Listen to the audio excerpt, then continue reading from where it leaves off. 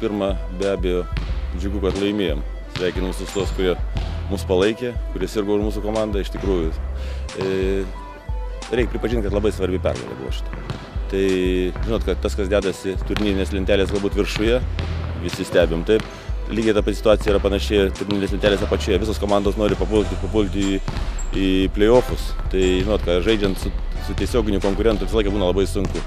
Neišimtis buvo šios rungtynės. Iš tikrųjų, mes ir laukiam tokių rungtynių. Šiai dienai galiu pripažinti, kad komanda yra geroj sportiniai formai.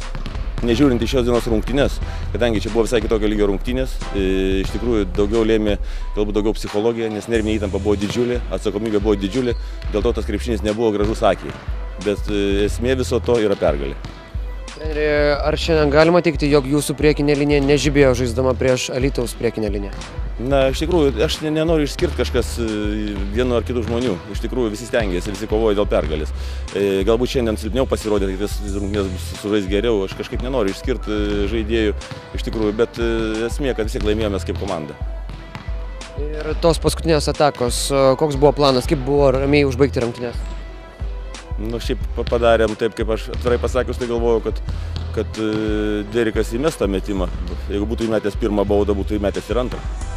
Keista, kad prametė. Buvo situacija tokia, kad jeigu viską tą, ką padarėm, taip ir buvo viskas. Antrą, tai jeigu pirmos neįmet, antrą prametė specialiai. Nu, viskas čia yra paprasta matematika.